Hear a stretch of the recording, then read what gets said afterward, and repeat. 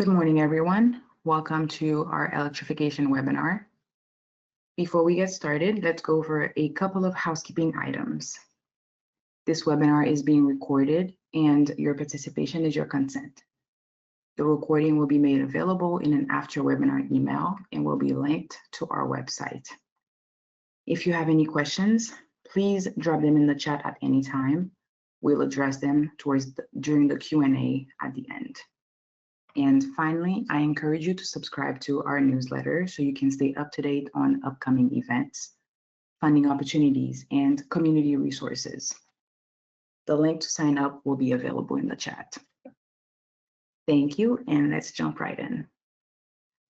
I'm Djessicka Saintil, Assistant Program Manager at Metropolitan Energy Center and Director of the Greater Kansas Clean Cities and Communities Coalition. Next slide. A little bit about who we are. MEC is a nonprofit organization based in Kansas City, Missouri, whose work focuses on clean and sustainable energy across Kansas and Missouri.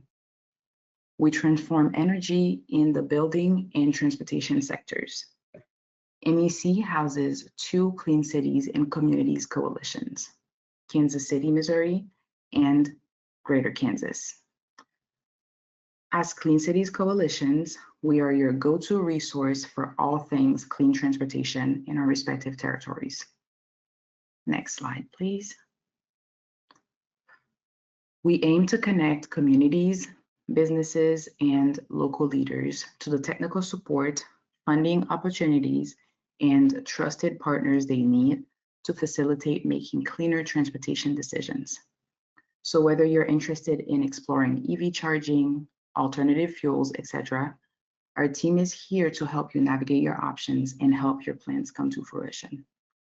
Next slide.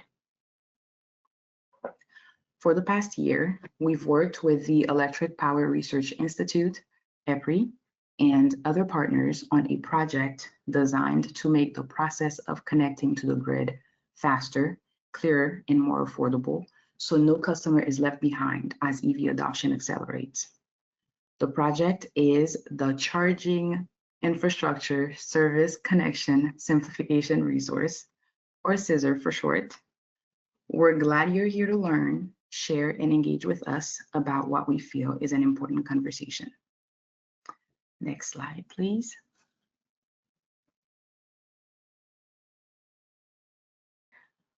Our first speaker today is Dietrich, representing Evergy.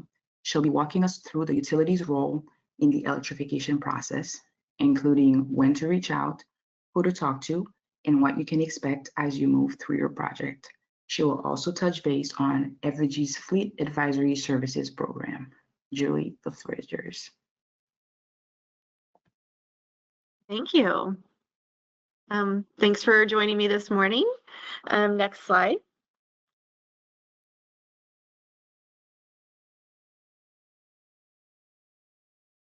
I am here to talk about Evergy's Fleet Advisory Services.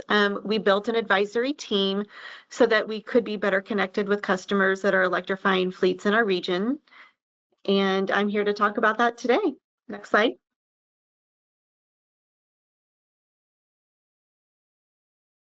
Why utilities matter in electrification. At Evergy, our role in electrification is we've taken a step up to offer technical guidance, particularly focused on, grid capacity and infrastructure planning. We've built programs that offer incentives or rebates for EV charging, and we've also developed rate plans that are specially designed for electric vehicle charging for business. And we also consult on just what good charge management strategies are, so you can optimize the rate that you're being charged to fuel those vehicles, as well as meeting your operational needs, which is very important. Our goal really is to provide safe, scalable, and grid-friendly charging installations and be your partner in that. And, people ask me very frequently, when should I contact Evergy? If you're building a building and you're wanting to engage the utility, it typically, that engagement happens when a shovel is ready to hit the ground. For these types of projects, when you're coordinating installing transformers to support new chargers and installing those chargers and buying vehicles, you need to align all of those activities so you cannot contact the utility early enough. So early engagement is critical. And by having and being very coordinated with your utility, it'll avoid delays due to permitting or grid upgrades. It enables right-sized charger selection and cost-effective design. So the more time that you allow in that preliminary planning stage, you are afforded more choices and options. You know, if you're running tight on construction deadlines, your choices, you know, do get limited. And you know, align customer goals with utility capabilities and timelines. You know, often if you know our capabilities way up front in your early planning, you can plan around that. If you plan your work thinking that the utility will be 100% ready when you need it, and that doesn't happen, that's where there could be wrinkles. And so really our goal is to be very communicative and collaborative early on so that we don't run into those issues. Common misconceptions that utilities only supply power.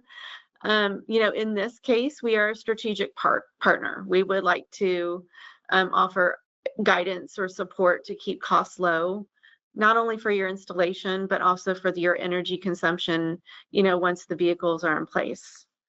Charger installation is plug and play. Grid readiness is essential. Next slide. Planning support for customers. Because we are a consultative partner, you do need to come to us maybe with a little bit of different information than you would for any other type of project. So when you're ready to get started in engaging with the utility, gather fleet data. That can include vehicle types, and vehicle types are important because the size of the batteries are different, and so we can kind of back into what a good load profile would be, understand the usage and charging preferences.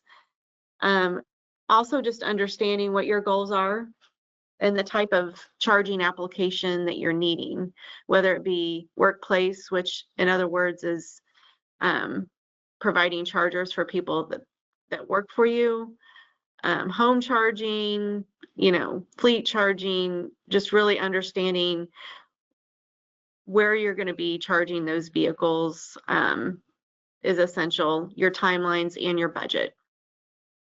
And then our support, our electrification team, and we have program advisors.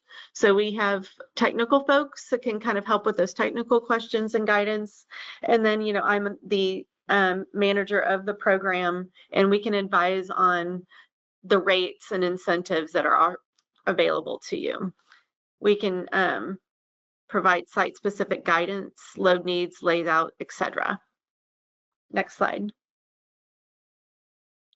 I'm not going to go through this eye chart, but this really just gives you a view. You know, items in green are kind of customer tasks and things that customers will be doing throughout the preliminary planning stage, which is a 3 to 5 month estimated timeline, to the final design and construction phase, which could last anywhere from 6 to 12 months.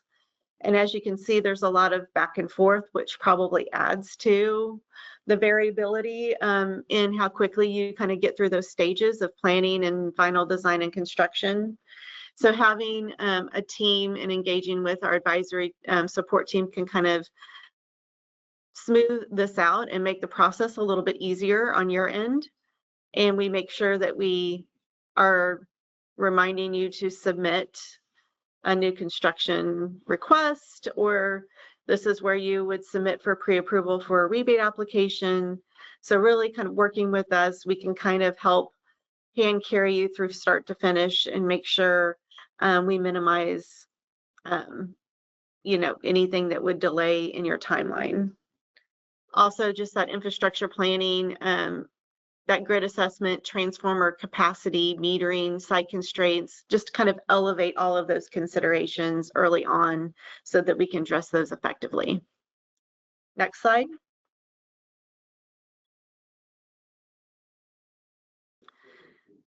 Just really going to touch on what incentives are available to customers in Kansas and Missouri that are in the Evergy territory. You can have up to $65,000 per site for 10 level 2 ports. And level 2 ports are single phase chargers that charge at about 25 miles an hour, or 2 DC fast charging stations. And the DC fast chargers, the size of those can vary considerably, and the vehicle that you are charging with that fast charger, the needs for that vehicle can vary significantly, but really the fast chargers are what the description is. They're higher voltage and they charge vehicles at a much quicker rate, which can be very important for fleets, especially if they do a lot of regional travel or they're larger in size and their needs for significant charging are greater. We do also have time of use rates. There's 3 pricing tiers. Really, we just send price signals to when there's better grid capacity. So that overnight, which a lot of vehicles sit parked, depending on the territory, you can see as low as 2 cents a kilowatt hour, which is very competitive when compared to other fuel sources. And we talk to you about those rates in advance and make sure you do have a charge plan around how to optimize on that rate. And again, I mentioned we also offer fleet advisory services, EV charging rebates, and rate guidance. We have brought through a customer. We just launched the program, just weeks ago, but we do have already a real world example, a roofing company. They're starting small with 4 vehicles electrified. And you can see, that we were able to, through data and analysis, kind of help them understand their net savings for electrifying those 4 vehicles. Customers that do go through a fleet advisory, you're not committed to electrifying vehicles. This is just helping you make those decisions on if you're going to move forward to the next step. And the key takeaway here is utilities are strategic partners in electrification.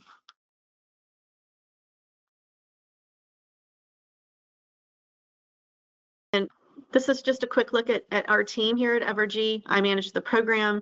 We do have 3 advisors that support customers along the way to take them through that journey.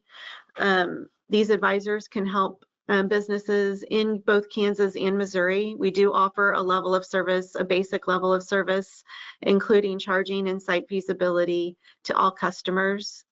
For Kansas specifically, we do have an approved program that offers a more comprehensive advisory service to public fleets. That includes municipalities and small businesses with less than 500 employees.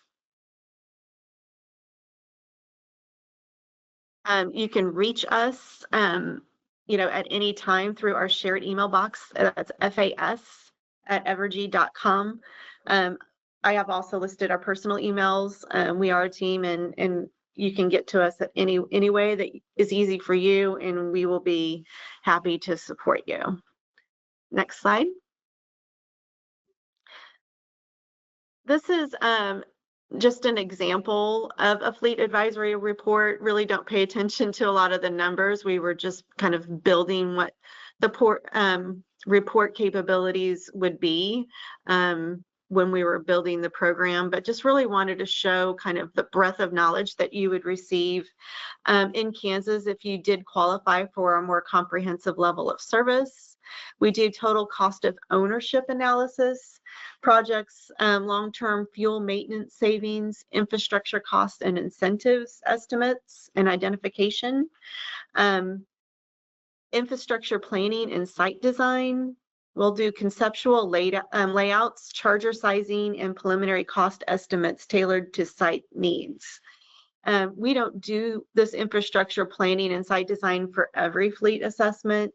This is really for the customer that is ready to move forward with that construction project, and we can partner with you and kind of provide that site design support, and then you can take that to your contractor to get estimates. You will already have a good kind of tabletop estimate from us, and really kind of be able to provide that level of guidance when you're ready to hire folks to do the implementation. We've got load management and energy strategies. We'll recommend charging schedules, rate plans to optimize cost and grid impact. And then again, just really help you make sure you don't leave any incentive on the table, and offer that rate guidance and make sure that you're, based on how you operate those vehicles, that you are electing to be on the rate that's going to be the most cost effective for you. Next slide. I just happen to be also hosting another webinar later this afternoon, and just acknowledge that there might be folks on this call that could be interested in the content that we are covering later today. I know this is very short notice, but if you use this QR code and register for the webinar, even if you're not able to attend, you can go ahead and get a recording. So once that recording is released, it will automatically send you a recording, so you won't miss out. But we are going to be bringing on Xcel Energy. That's a peer utility to Evergy, and they operate in Colorado. They have a pretty aggressive fleet electrification goal, and they've been doing this for a number of years and electrifying vehicles, and have a lot of insight to share in their journey.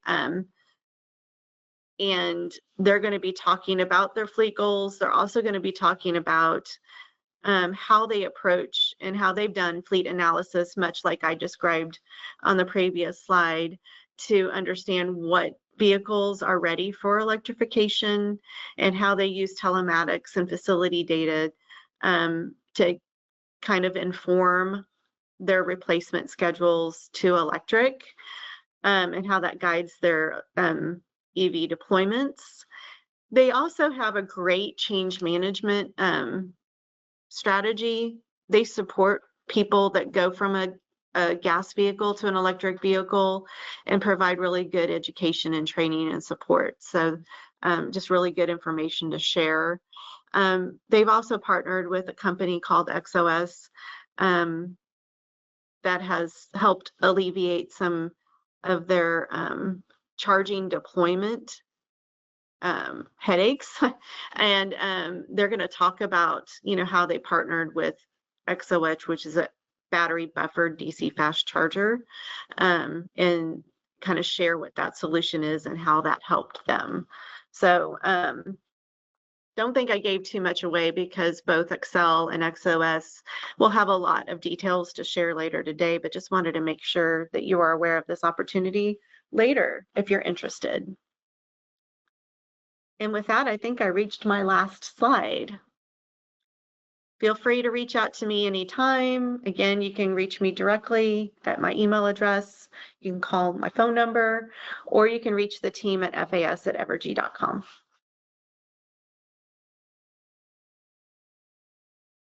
Thank you so much, Julie. Yes. Next, we're joined by the Electric Power Research Institute, EPRI. EPRI develops innovative tools and resources to help make the electrification process smoother and more efficient for communities, fleets, and multifamily housing. I'll turn it over to Katherine Stainken and Jen Robinson. Great, thanks so much, Jessica, and thanks for inviting us here today to be able to present. That was great information that Evergy just presented, and we're excited to build upon that and show, just the next step here with the entire service connection process. So we can go to the next slide, and just to start from where we're coming from with, today here on our agenda, we'll talk about the challenge a little bit. We'll move into the roadmap that we completed, and then we'll talk about a tool called GridFast, and then just sum it up in the key takeaways. And let's go to the next slide. So with the challenge, so where we're coming from with developing this roadmap and with the GridFast tool is there are 3,200 different utilities in the United States, and they all have different processes, tools they're using, regulators, governing boards, etc. And planning for loads can be a longer term process. It can take multiple years on the utility side. And the utilities really need to know where and when some of those loads are expected to show up on their grid to be able. They need to know when and where the loads are expected to show up, and they have to have confidence in that data too. And so that all leads to the gray box at the bottom, just that early engagement with their EV charging customers is really critical. And so by developing the roadmap and then the GridFast tool, you'll see how these two tools kind of fit into this overall piece of driving early engagement with your customers. So let's go to the next slide. So just also as a quick FYI, under this EVs to Scale initiative, we have 4 key deliverables that have already been released. The first is our vetted product list. The second is our e-roadmap tool. The third would be GridFast, which you're going to hear about today. And then fourth, we have our 50-state grid-ready decks. And I'll just note on the e-roadmap tool, we have a number of different updates that are coming in about a couple weeks. So I encourage you to check back that tool often if you haven't lately. And we're continually making different updates with that tool and adding in more data. On the 50-state grid ready, we'll also have this linked to our EVs to Scale microsite. So you can always just head to the EVs to Scale website and find those resources there. And there's one for every single state. What it does is helps to take the data that we're seeing from eRoadmap and put it into kind of a bite-sized package for each state so that you can understand what's happening in your state and be prepared. So those are just 4 key things to note here about our EVs to Scale program. And we'll go to the next slide and get into the service connection process. So this would be, and Julie showed a slide, something similar. It had a lot of different steps. It's a long journey that the customer goes through from the initial planning phase all the way through then getting their charging infrastructure energized and powered up, so to speak. So when we were looking through this report, we started with just steps 1 through 10, which is a process that IREC had already just kind of detailed out. And then through all of our research, we understood that there really needed to be this this additional pink bar added, this informational phase, and then also a post-energization step. Let's go to the next slide.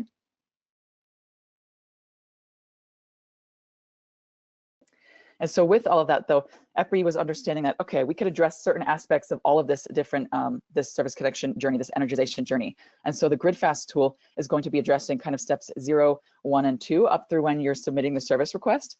Our roadmap that we're going to talk about today as well, that's going to be addressing all of the different steps and what are solutions that can help to accelerate each of those steps. And then we have a third project that we won't talk about today, but you'll definitely hear more about it in the future. It's called GridFast Express.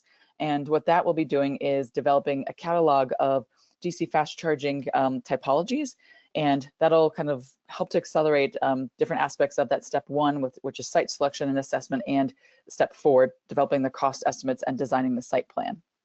So we can move on, and we can advance 2 ahead, I think, because now I'll get into the roadmap.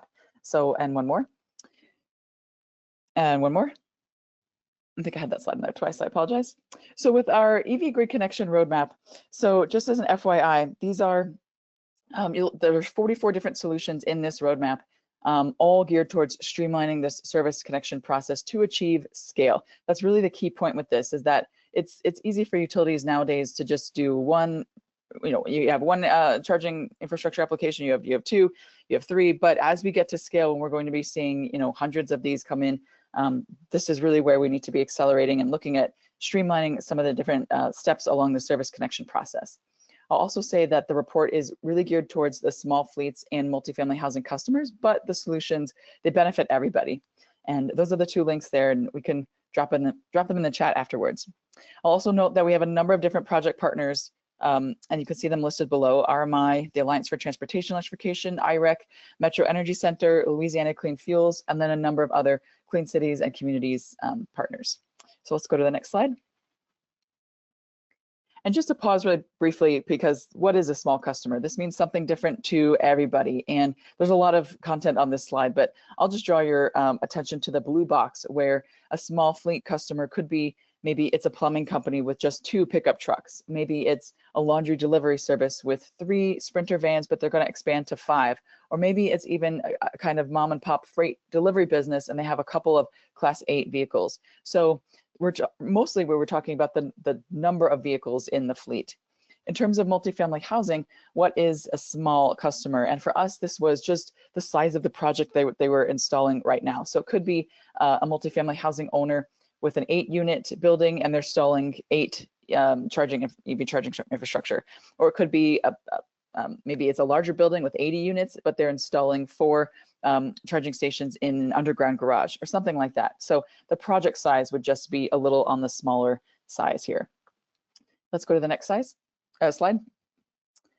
So this was that energization journey that we kind of just mentioned, and we can probably move to the next one.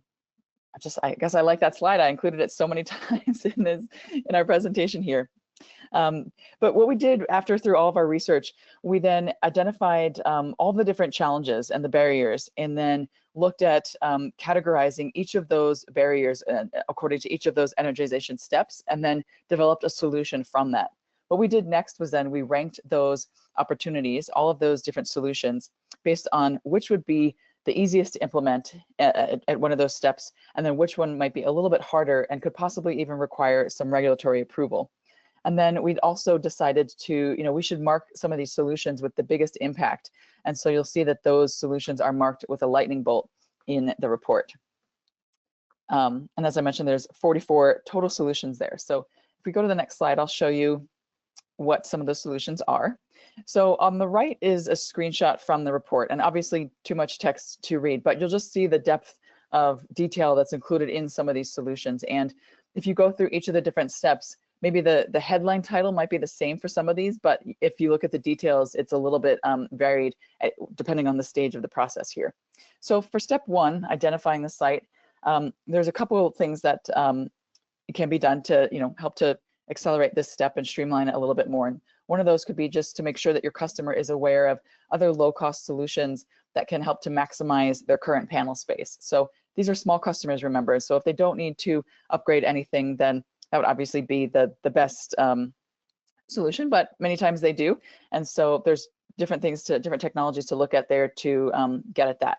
The second thing would be to point to, or even just look at some public charging depots and share that with the fleet customers. If this is, depending on the small fleet customer, you might even be talking about a residential application if they're bringing their vehicle home and charging it at home.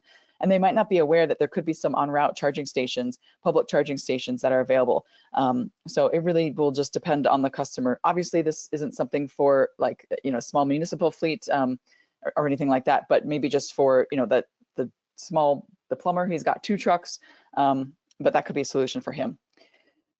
The next one could be just to provide a list of qualified consultants and contractors to support the site design.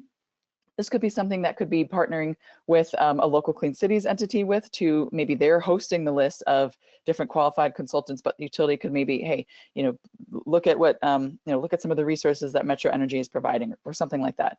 And then finally, publishing some load hosting capacity maps. We heard in our research that this was an area that some customers were interested in, but definitely not all small customers would take advantage of them or be even able to understand what it is or how to read it. But because it was mentioned so many times, we did include it as one of our solutions. And let's go to the next slide. And then here's another example of just with step 2, 2 of these lightning bolt, these high impact solutions. And so those are noted here as number 2 and 3. So creating a clear internal process for your service connections with the ability to just track internal inefficiencies. So as we go forward and get to scale, is something not working right? Doesn't need to be modified. So that would be number 2. And then number 3 here, developing an online system for customers to track their application status, receive updates, and plan for any delays. All the customers mentioned that they like a lot of feedback. They just want to know, even if there is, the timeline is taking longer than anticipated, just knowing that was really helpful to them. So there's a number of other solutions, and these are just touching upon a couple of them here, but I encourage you to look at the report and go through them yourself. So let's go to the next slide. And this would be exactly how to do that. We have a quick section in the report that looks at how you can implement all those different solutions. And essentially it involves, starting from left to right here, reviewing your own barriers in your utility, in your service territory, looking at what some of those solutions are in our roadmap report, and then looking at where, you could adopt some of those, and then looking for some partnership opportunities, and then moving into just adopting new strategies and reassessing as needed. So I have 2 more slides here before I pass to Jen. So let's go to the next one. So when we were doing this project too, we found it that a lot of the customers just didn't know what they didn't know. And so we came up with this slide just to help them walk through some of the different options. And so this is specifically for small fleets, but they need to consider things as they're starting with their projects, such as, where are you parking your vehicles at night, and the building space? Do you own your space or are you leasing your space? What's your size of your fleet? Do you plan to charge, at that location, or do you plan to charge en route, et cetera, et cetera. So this will be in the appendix of the report, but it's a very handy resource for some of the small fleets. And the next slide shows the same thing for multifamily housing. Similar categories as well, but also very helpful for them as they're thinking through a project from the beginning, just what they need to consider, and then what their options are, and also just what that project impact is. So with that, I'm going to turn it over to Jen, who will talk about another tool called GridFast. Thanks, Katherine. Actually, before we jump into GridFast, I just wanted to say, one of the things with the roadmap report that Katherine just described is, it certainly has some information for small fleets, but I'd say the main target is utilities, utilities that are starting to think through their process about how they interact with fleet customers in general, and smaller projects, smaller EV charging projects in particular. Although I will say as well, a lot of the stuff that Julie presented at the very beginning, it's great. If you know that your utility is Evergy, that is also a very good resource, and it's cool to see all the fleet advisory services that have just been launched with Evergy. So kudos to that. So, all right, so that's a little bit about the roadmap report is really targeted towards utilities, so they can look at those solution ideas and sort of, hey, do some of these apply to me? Is there a way that we could sort of make use of some of these, as we start to support all these smaller EV charging projects that are going to be coming online? Maybe their individual point loads aren't large compared to maybe some larger EV charging projects. But there's so many more of small fleet customers, so lots to be ready for in terms of supporting those small fleets, or small EV charging projects in the case of multifamily housing as well. And then we're going to transition now to GridFast. So GridFast is, whereas the roadmap report is more sort of utility facing, GridFast is a tool that we developed that is both utility facing on one side, but also customer facing on the other. So businesses that are looking to install EV charging solutions can use GridFast as a way to, do a couple of things. When we first built this tool, we had larger EV charging customers in mind, especially those that have to interact with multiple utilities. So for example, if I'm a multinational corporation and we're looking at installing EV charging projects at different sites across the country, gosh, I may need to interact with 10, 20, soon it's upwards of hundreds of utilities, all of whom have different EV charging programs and incentives and processes, etc. So, the original impetus was to help support those large EV charging customers connect with their utility and also the right contacts of the various utilities they may need to interact with. But there's also benefits and potential uses for smaller EV charging customers as well, whether they're small fleets or multifamily housing. And we'll get into that in a little bit. But long story short, it's a free tool for everyone to use. It's 100% free for EV charging customers. And for utilities, there's a light version that's free, so any utility can get on the tool. And then we have some additional features that utilities can access if they subscribe. And we're happy to say Evergy is actually a full access member of GridFast as well. So that's super cool. So if we go to the next slide, I'll talk a little bit more about why we built it. So it really sort of stemmed from some pain points that we were hearing both on the utility side as well as on the customer side. And on the customer side, I sort of alluded to some of that bottom bubble there about bigger customers in particular have to deal with multiple utilities, and hey, give me one tool to help me interact, especially on those early conversations. We really want to emphasize that our GridFast tool is really helping to start early conversations. It's, if you know the utility and you're ready to put in your chargers, you need to be working directly with that utility. But this is helpful if you want to start an early conversation, especially for projects that are early in the planning phase, maybe a year or more out. And so that's one thing, you know, and also, you know, we also heard some pain points as well about, gosh, you know, I tried to put in this charging project. I think I maybe overbuilt. Maybe I thought my estimate might be bigger than I really needed. And so the tool also helps to what we call right size the potential load requirements based on, in the case of fleets, their actual operational needs and requirements. And then that top bubble, just, you know, there's a lot of you know, it's a new world for everyone, EV charging, especially a new paradigm for fleets and how they run their operations. So this is just a way to provide some more information with some of its tools. Next slide. And then on the utility side as well, same thing, you know, I think having those early conversations with the fleet advisory services like that Evergy offers really helps to allay some of this. But for other utilities that don't have that, you know, being able to sort of work with customers that are early in the planning phase and giving them some tools can help them so that, you know, when they do submit a service request, maybe they need to upgrade their service to accommodate their EV chargers. You know, both the customer and the utility are that much further along in terms of what they actually need. And then same with, you know, utilities, especially as we talk about smaller customers. Maybe utilities know who their big fleets are in their service territory, but gosh, there's so many of these small mom and pops and smaller businesses that have small fleets. And so this tool is hopefully a way for, on the utility side, to get some early information about some EV load and the customers that are considering EV charging in their service territory, again, well before they may be ready to submit a service request. Yeah, so if we go to the next slide, those are some of the pain points that sort of led to the impetus. And again, if you look at that middle bar, often now this is when a business or other EV customer might get in contact with their utility. It's like, oh, we got our trucks coming, we're putting in chargers. Hey, we better connect with the utility about any service upgrade we may need to accommodate those chargers. In some cases, there could be a disconnect in terms of those trucks might come sooner than when the grid might be ready, depending on the size of the project. With what we're talking about here today, smaller projects, that may be less of an issue, but still it could vary. And so what we're trying to do with GridFast is to shift that conversation way earlier in the process.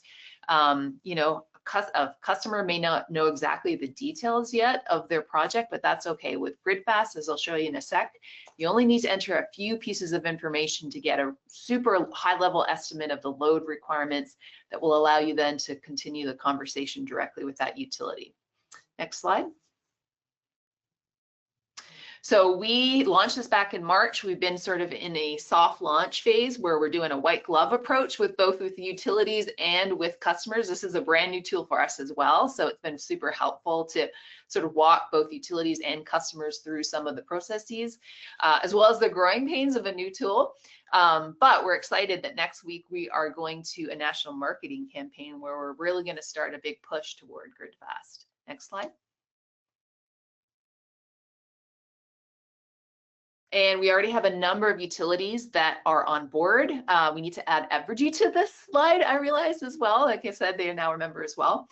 So we're excited about that. We've got coverage in about 33 states. And if a customer gets matched to a utility that's not yet on GridFast, that's okay. We have a concierge team behind the tool that will help make sure that customer is connected to the right utility and also the right person at that utility, so they can then just continue the conversation. Next slide. And I'm gonna, long story short, there's different stages in GridFast. The way it all starts is the customer inputs a project at the project input stage. And that's where they get access to a lot of tools such as a layer of public load capacity maps. If they exist, we pull in our sister layer of capacity maps from our eRoadmap tool. And they can use the other tools and just sort of save the project as a draft. And when they're ready, they would then click a button, send it out, and get matched automatically with the right utility. And then on the utility side of the tool, they see that coming into their inbox, and they can then confirm it's in their service territory, assign a utility advisor, and then really continue the conversation as they normally would, but they can use the tool to help provide some additional targeted information, as well as the steps that may be required, to help move that customer through their early planning process and get them ready to officially submit a service request with that utility if there is indeed one required. Next slide. So I'm going to show you a couple of things. As I mentioned before, even if you don't have a lot of information, it's really, if you're a fleet especially, these are the only 4 things you need to know to get an estimate of load. The class of vehicle, the type of vehicle, the rough number of vehicles you're envisioning, and the average daily distance. And from there, there's defaults embedded into the tool that calculate what your likely load requirements are. If you go to the next slide. And provides you a load shape. It even provides you a visualization of, hey, if you were able to optimize your charging, you'd probably be able to get away with a larger total peak demand for your EV chargers. And it's a way to visualize the ways in which you might be able to save money while still meeting your operational needs. Next slide. And then again, the information is there. It's a very similar screen between what the utility sees once the customer decides to share it out and get matched, and what the customer sees. So everybody's looking at the same information. And we have the ability to toggle on load capacity maps if they exist. Not all utilities have those public capacity maps. Next slide. And this is just a view where you can see sort of the progression of your different projects. Each card here represents a project, and the utility would have a very similar view. Next slide. All right, so yes, like I said, anyone can use the tool as well. Information there on how to get started, how you create a project. You can see some YouTube links about how that happens, and get in touch with us if you have any questions whatsoever at that email address. But we hope you create an account, or you consider creating an account, or at least getting in touch with us, and we'd be happy to provide you a demo. Next slide. And I just wanted to give one final, nudge about another tool we have coming soon. So what I just showed you was GridFast. So that's a situation where a fleet, maybe they have a project they're planning, don't yet have the details yet, not sure who their utility is or the right contact, and they can use that tool to find it. We have another project or another tool coming soon, evfleethub.org. That's more of an educational tool. If you go to the next slide, we're going to have it available late October, early November, but this is more in terms of, hey, I'm brand new to this. I'm just thinking about it. What is a trusted source of information? And we've been working with a panel of small business owners, small fleets, to help inform what's the sort of information that should go on this website. So look out for that in November. And I think that's it. If you go to the next slide, summing up, yep. Next slide. Yes, so again, the EV connection, EV grid connection roadmap has these different solution ideas.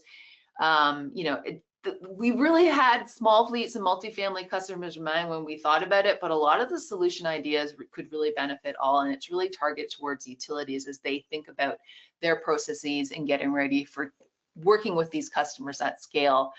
And then on the other hand, the GridFast tool is a central portal for collaboration on EV projects, especially those that are a year or more out, where maybe the customer isn't ready yet to submit a service request. And I think that's it for us. I think I'm over time, so I'm going to hand it back to Djessicka. Thanks, Djessicka. Thank you so much, Jen, and thank you, Katherine. Our final speaker is Tami Alexander from the Kansas Department of Transportation, KDOT. She'll be talking about funding opportunities that support electrification, including the NEVI program and other initiatives. Tami, the floor is yours. Thank you, Djessicka. As she said, I'm Tami Alexander with KDOT. I'm the Alternative Fuels Program Manager there, and currently, a lot of the work we're doing is on electrification. That seems to be the hot fuel right now. So mostly talking about that today. I want to brag a little bit. This photograph here is from our first NEVI station that we opened in Kansas. It's in Emporia at the Flying J, just right there at the intersection of I-35, 335, and then US 50. So great charging location between Wichita, Kansas City, Wichita, Topeka. Definitely was our most requested location for charging. Next slide, please. So I'm just going to talk a little bit today, as Jessica said, about the programs that KDOT has that can support EV charging. And then, go over the big one everybody knows about is the NEVI formula funding, and then list some additional funding opportunities that are available if you're looking at purchasing a vehicle, if you're looking at putting up charging infrastructure. There's various opportunities out there. Next slide, please. Currently, there are 3 programs that KDOT administers that support EV charging. We have the CMAQ program, Congestion Mitigation and Air Quality. That is, it supports any kind of project that helps meet the Clean Air Act requirement. KDOT just acts as a pass-through for that program.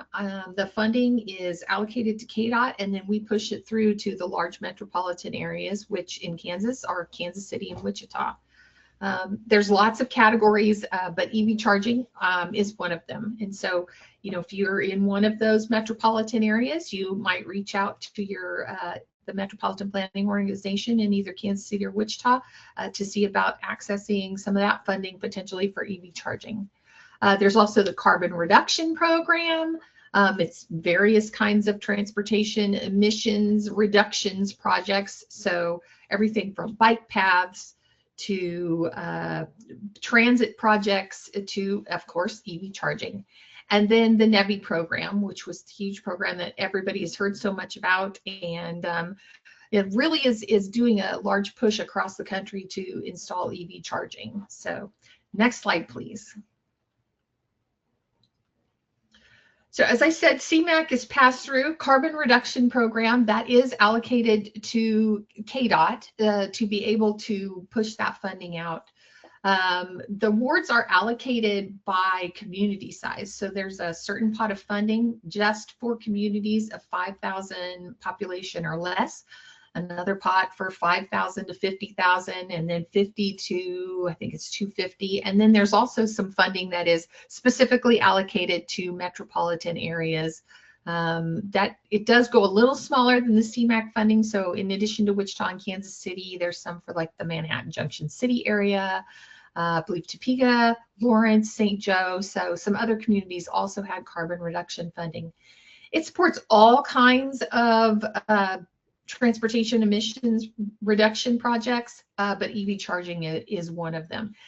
Currently, all of the CRP funding that KDOT has been allocated. It was intended to be a continuing program with funding reallocated with each congressional budget reallocation, but it's unknown if that will continue. It's kind of up to Congress what happens there. So a lot of federal funding programs all across the board are just being cut. So we'll see what happens. Next slide, please.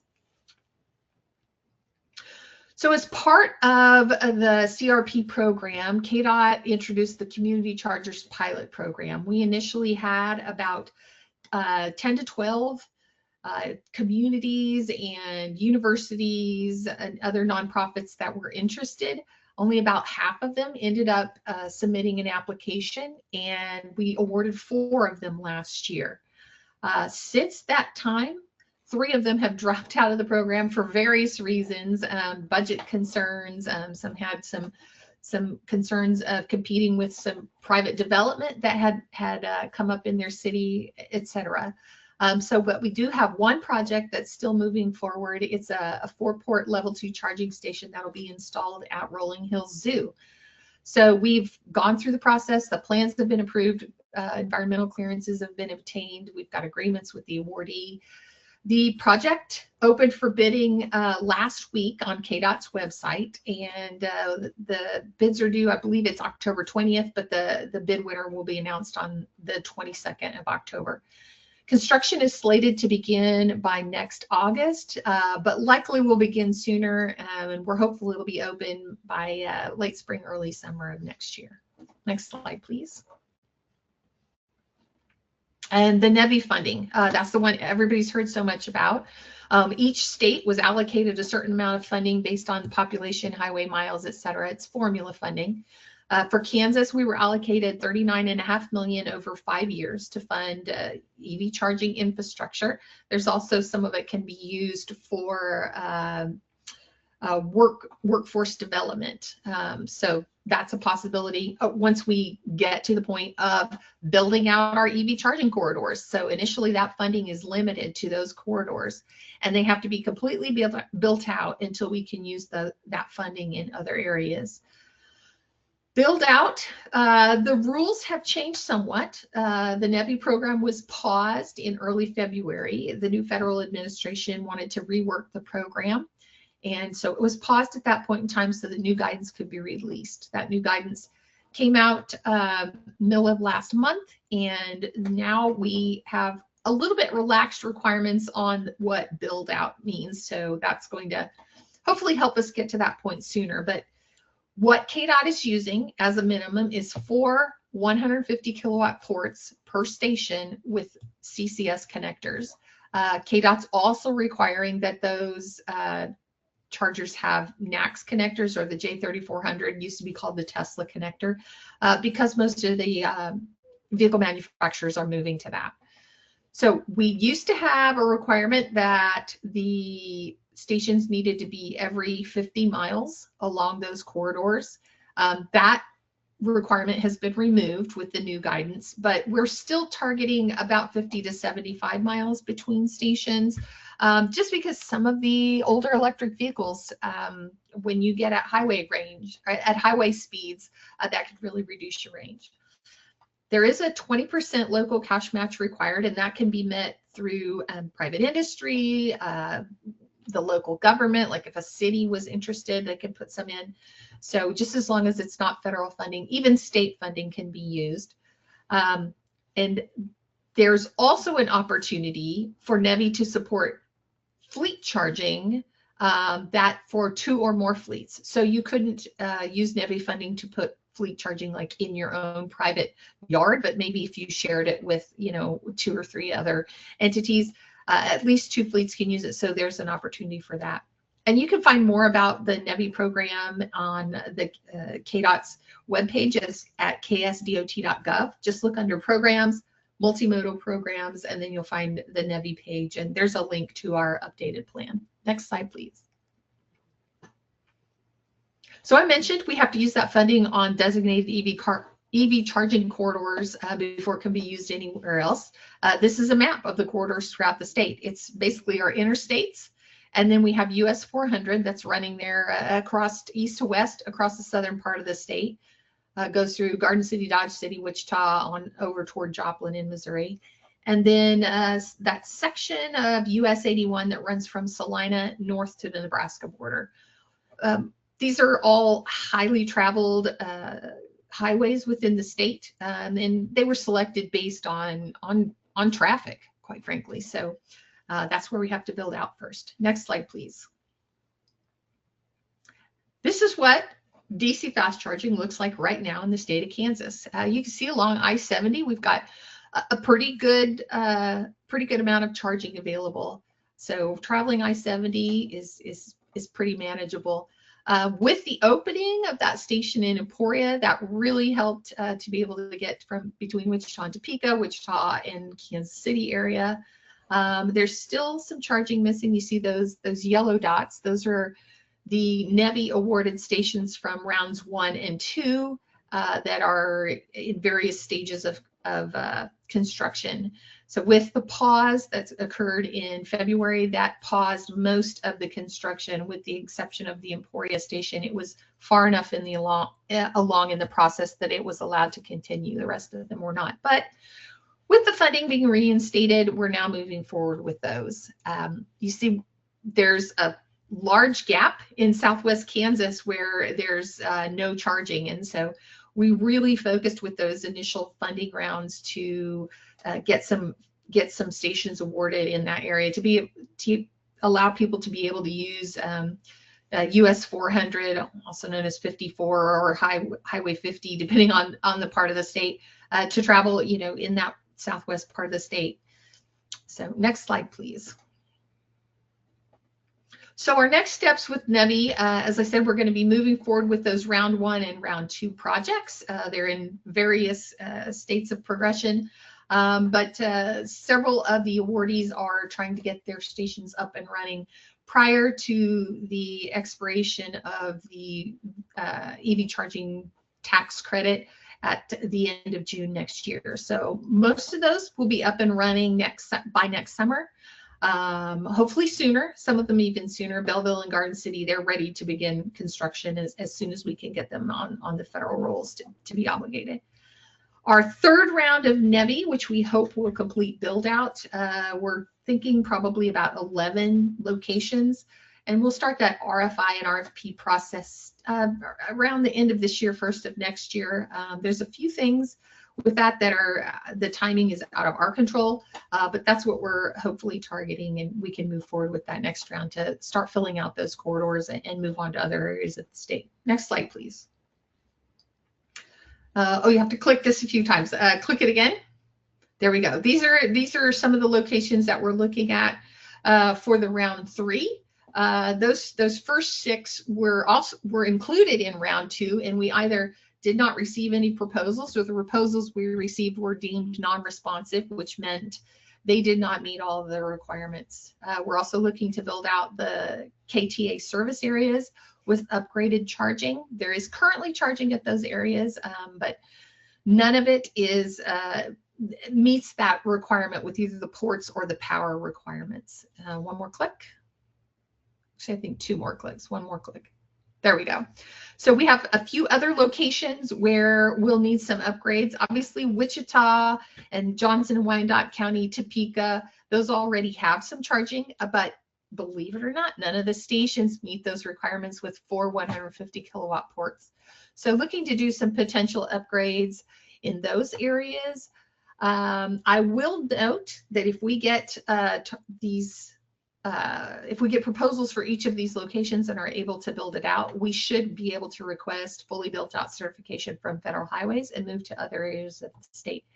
That being said, we have 3 of these locations where there is currently no existing EV charging, DC fast charging anyway, and those will be key to get those built out. And you can see on the next slide, which is the map.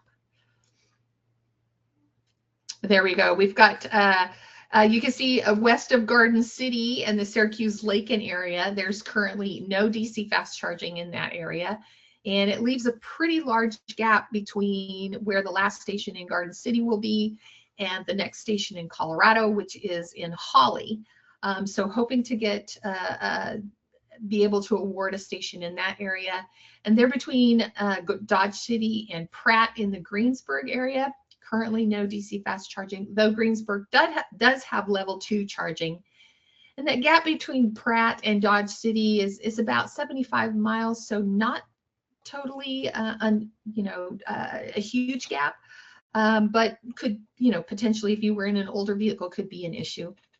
And then they're west of Salina in the Wilson-Ellsworth area, there's no DC fast charging. So those 3 areas will really be key. We hope we can get proposals in those areas to get the corridor built out. Some of the other areas, they're highlighted in red. You can see there's already existing EV charging. If we don't get additional stations to be able to upgrade or a new station to meet those new NEVI requirements, we still think we'll be okay to be able to request build out because we have that flexibility now with the new guidance. Next slide, please. So this is what our funding looks like. As I said at the beginning, we were allocated $39.5 million over 5 years. The first 4 years has been allocated to Kansas. We've been approved for that fiscal year 26 funding, but it has not yet been allocated to Kansas. There is in the budget reconciliation potentially that may be moved to another program. So we'll see what happens with budget reconciliation if we actually get that last year of funding. But we do estimate to build out the corridors about almost 22 million is an estimate. So that's going to leave us about 17.5 million that we can build charging off those corridors and community charging, those types of things. So a lot of funding still left that we'll be able to use. Next slide, please. And once we get to that point, some of the locations that we want to look at, some of these cities that serve as a regional hub, but they're not necessarily on a corridor, Liberal, Great Bend, Fort Scott, Manhattan, Coffeyville, those types of communities that they're the largest community in the area, and people from surrounding counties come into those communities for shopping, business, medical care, etc. So definitely want to target those types of locations. We've had interest from Kansas Wildlife and Parks for the state parks, for the historical sites. Obviously, we need to have support for charging in rural areas. They just don't get the amount of traffic that's needed for private companies to come in and make those financial investments. So support with funding from the NEVI program and other types of funding opportunities is helpful in those rural areas. And looking at targeting, some of these other types of locations that have been discussed with other presenters today, multifamily housing, universities, community colleges, large employers, etc. Next slide, please. So I talked about the NEVI program and CRP, both which, if you're interested in any of those, they're primarily for installing charging. But if you're interested in vehicles, there's other funding out there. Now, note, you will need to go through. A lot of these have changed, especially on the federal funding side. So these existed when I did my checking earlier this week, but things are changing rapidly, especially with the budget reconciliation going through in Congress right now. We don't know how long they'll turn around. One of these are the tax credits for new and used EVs. It is still available through the end of this month. Now, that being said, you do not have to take delivery of the vehicle. You just have to enter into a contract with the vehicle and put down a down payment. So there's still time, in the next week if you want to find something and take advantage of those tax credits. They can be up to $7,500 for a new vehicle or up to $4,000 for a used vehicle. But you can find more information on those web pages.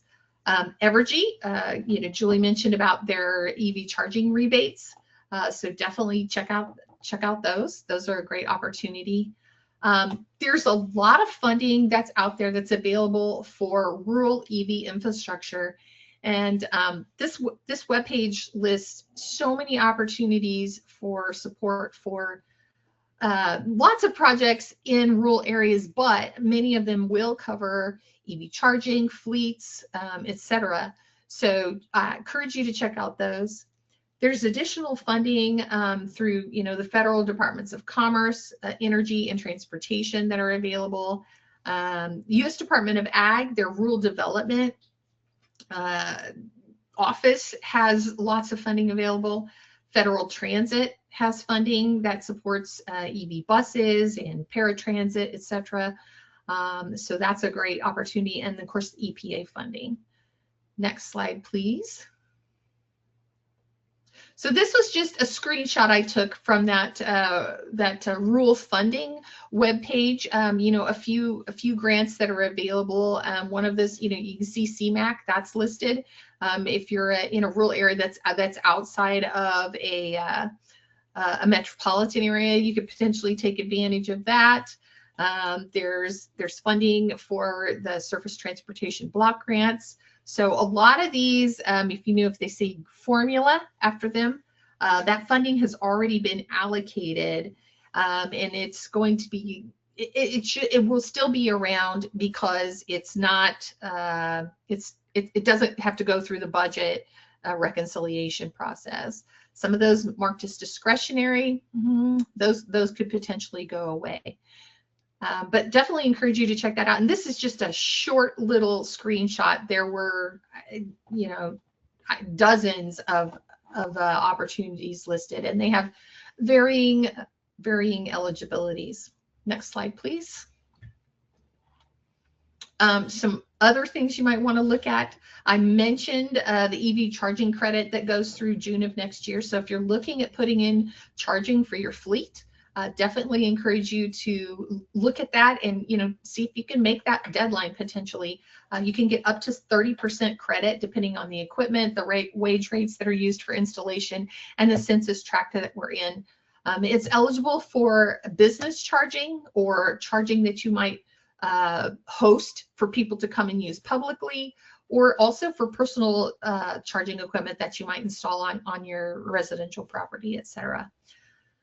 There's a few other organizations where they've got some very helpful websites to help identify funding. Electric for All, they've got a whole list of rebates and incentives. The American Cities Climate Challenge, that's a really great database where you can put in the type of entity that you are, the type of funding that you're looking for, and it'll sort through and give you a few opportunities. I did find on there, when I was looking earlier this week, they've listed a few of the federal programs that have been basically canceled. So definitely you'll want to go through, check the links, make sure those opportunities still exist, and find out more information. Local Infrastructure Hub, they do a lot of research for cities, and so encourage you to go there if you're a municipality and looking for some information. They also probably could do some help with maybe some nonprofits, etc. A lot of the funding that's available for the current federal administration is really strongly in support of economic development, rural development. So that funding is a lot of it's still available and can support fleet development, EV charging, depending on the program. So encourage you to look at those types of funding, especially here in Kansas. You know, we've got a lot of counties that are considered rural.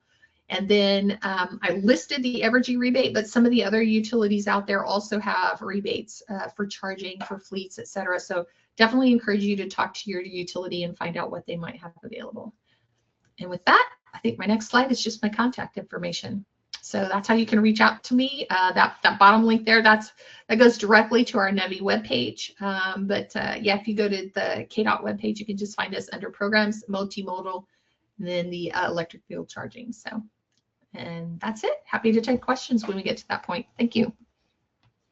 Thank you, Tami. And thank you so much to all speakers for sharing their insights and expertise. Now we're now doing our Q&A session. If you haven't already, please drop your questions in the chat box and we'll read them out loud and direct them to our speakers. Just give you a few minutes.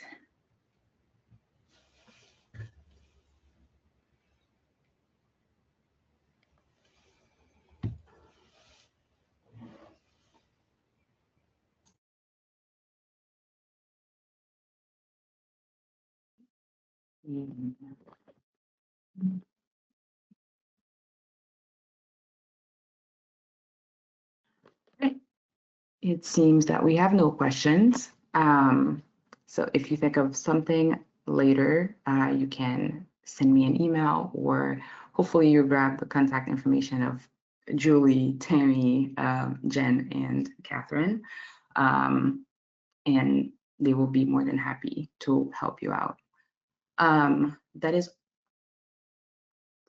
It is now 10:38. All right. So with that, we'll close today's session a little. Djessicka, sorry, would you mind? Yeah, I realized when looking at Tami's last night, I don't think we put our contact information in there, and I don't see a way for us to do that. What would you be able to drop that in the chat for all the attendees, if you don't mind? I can do that, but yes, it was on your last slide right before Tami. Okay. You have better memory than I do. Add it. Thank you. Yeah. Okay. Yeah. Thank you. Are you able to access the chat, Jen? We can see it, but we can't put in questions for the full group, just our the internal staff. So okay. All right. I'll be sending out a follow-up email after this, so I'll be sure to include all of that information. Wonderful. All right. So with that, we will close today's session early and give you some minutes back. I know everybody loves that. So on behalf of Metropolitan Energy Center, thank you so much to our speakers and to all of you for spending time with us today and for being part of Kansas and Missouri's clean transportation future. We hope that you're leaving with practical ideas and connections to help move your projects forward. Have a great day and we look forward to staying in touch with you. Thank you.